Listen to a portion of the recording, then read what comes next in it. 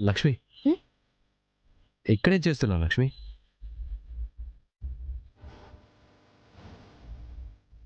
ఏం లేదు విహారి గారు, ఊరికే. ఎక్కడ మొదలైన మన జర్నీ ఎక్కడ దాకా వచ్చింది? ఎన్నో మలుపులు, ఎన్నో సమస్యలు, ఎన్నో అడ్డంకులు దాటి ఇక్కడి దాకా వచ్చింది.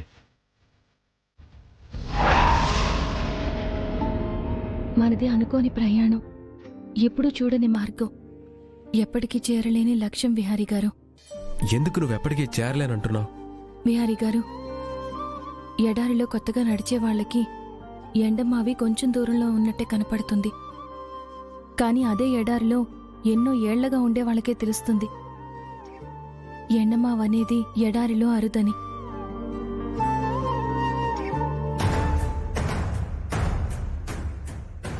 ఎవరివో మాటలు వినబడుతున్నాయే. ఈ టైంలో ఎవరై ఉంటారు బయట? నిన్నొక ప్రశ్న అడగాల నాకు పొద్దు నుంచి అనిపిస్తుంది, కానీ ఆ టైంలో అడగడం కరెక్ట్ కాదని ఆగాను. ఇప్పుడు అడగొచ్చా? మీరు అడగచ్చా అని పర్మిషన్ అడుగుతున్నారేంటి? మీరు నన్ను ఏమైనా అడగచ్చు.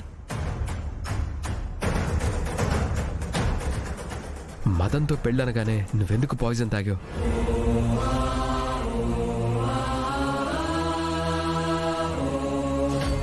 మీ ప్రశ్నకి సమాధానం మీ మీద నేను పెంచుకున్న ప్రేమ అని చెప్తే మీరు పూర్తిగా నా వైపే వచ్చేస్తారు.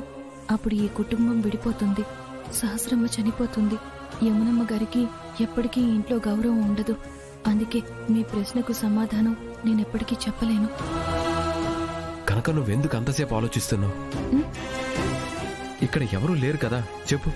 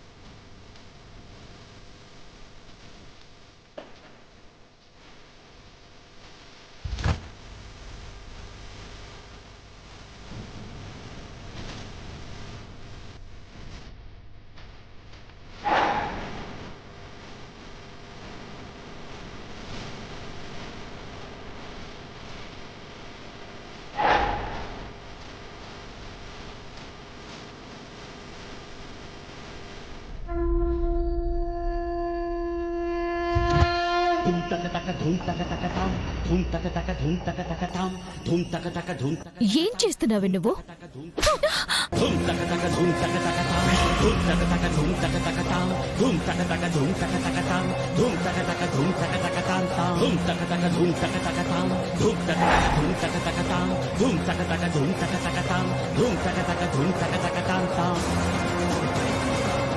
నీకు ఏం హక్కుందని తులసి కోట దగ్గర దీపం వెలిగించావు?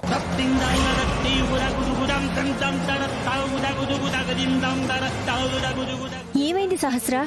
ఎందుకలా లక్ష్మిని కొట్టావు?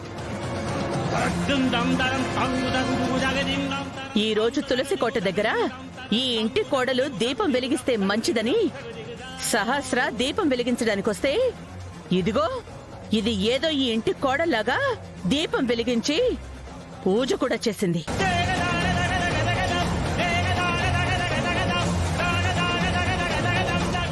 తనేదో తెలియక దీపం వెలిగించుంటుంది వదినా. అది కావాలని దీపం వెలిగించింది.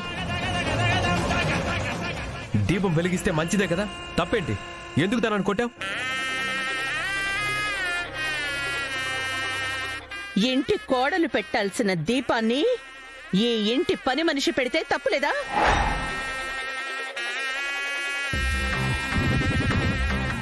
తన స్థానంలో అది దీపం పెడితే కొట్టకుండా ముద్దట్టుకుని అభినందించాలా?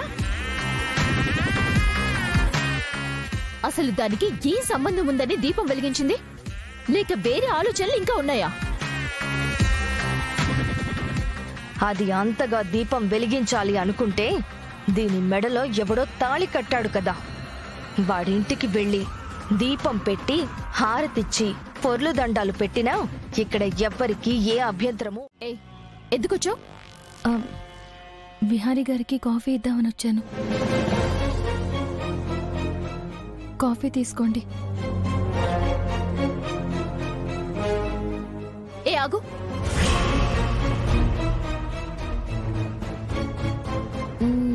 నీకు ఫోటోలు తీయడం వచ్చా? బావా, ఈ మధ్య మనం కలిసి ఒక్క ఫోటో కూడా దిగలేదు కదా.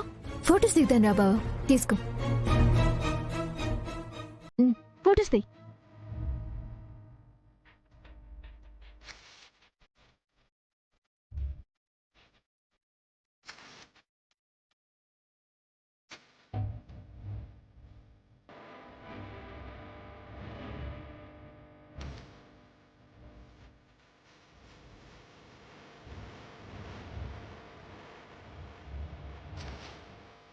బావా, ఇలా తిరుగు.